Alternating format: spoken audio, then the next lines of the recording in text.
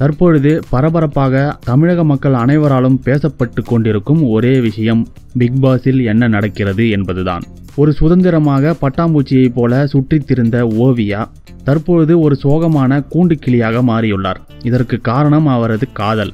அங்கு உள்ள அனைவராலும் ஓவியா ஒதுக்கப்பட்டாலும் மாறி மாறி நடந்து கொள்ளக்கூடிய ஆரவின் செயல்பாடுகள் தான் ஓவியாவை மிகுந்த பாதிப்புக்குள்ளாக்கியுள்ளது. இதற்கு திட்டவட்டமான ஒரு முடிவு தெரியாமல் குழப்பத்தில் இருக்கும் ஓவியா பிக்பாஸ் வீட்டை விட்டு வெளியேறும் முடிவுக்கும் வந்துள்ளார். அது மட்டுமல்லாமல் பிக்பாஸ் தன்னுடன் பேசும் வரையில் உண்ணாவிரதம் இருக்கும் முடிவுக்கும் வந்துள்ளார். அதன் பிறகு ஆரவுக்கும் ஓவியாவுக்கும் இடையே நடந்த பேச்சில் இருவருக்கும் ஒரு நல்ல முடிவு வந்துள்ளது. ஆரவ் நட்பு ரீதியாக மட்டுமே பழகுவதாகவும் நமக்குள் காதல் எதுவும் இல்லை என்றும் திட்டவட்டமாக கூறியுள்ளார். எனவே ஓவியாவும் திட்டவட்டமாக ஆரவை பிரிவதாக கூறிவிட்டார். இருப்பினும் இவர்களுக்குள் கடந்த சில நாட்களாக ஏற்பட்ட மோதல்கள் சில விஷயங்களை வெளிப்படுத்தியுள்ளன. அதாவது ஆரவே ஒரு முறை ஓவியாவை பற்றி கூறும்பொழுது அவர் விளையாட்டுக்கு கூட பொய் சொல்ல மாட்டார் என்றும் இப்படி ஒருவரை பார்ப்பது சாதாரண விஷயமில்லை என்றும் சினேகனிடம் கூறியிருந்தார்.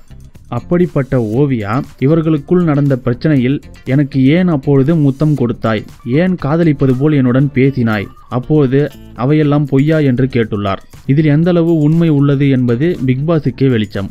அதேபோல் பிக்பாஸிலிருந்து வெளியேற்றப்பட்ட ஆர்த்தி தற்பொழுது கூறியிருப்பதாவது, வரும் சனிக்கிழமை ஆரவின் லீலைகள் குறும்படமாக வெளிவரும் என்று கூறியுள்ளார். அவர் உள்ளே இருக்கும் பொழுது இவர்களுக்குள் ஏற்பட்ட காதல் மற்றும் நெருக்கம் பற்றி அவர் நன்கு அறிந்தவர்.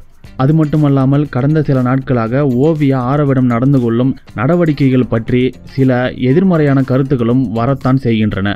தமிழ் திரைப்பட பாடலாசிரியரான தாமரை ஓவியா பற்றி அதிருப்திகரமான கருத்தை கூறியுள்ளார். அதாவது ஓவியா நடந்து கொள்ளும் முறைகள் முகம் சுளிக்கும் வகையாக உள்ளது, இவை கண்டிக்கத்தக்கது என கூறியுள்ளார். ஆரவ் உண்மையிலேயே இவரை காதலிக்கவில்லை என்பது ஆரவ் தரப்பு உண்மையாக இருந்தால் நிச்சயமாக ஓவியா செய்தது ஆரவுக்கு டார்ச்சராகத்தான் இருந்திருக்கும்.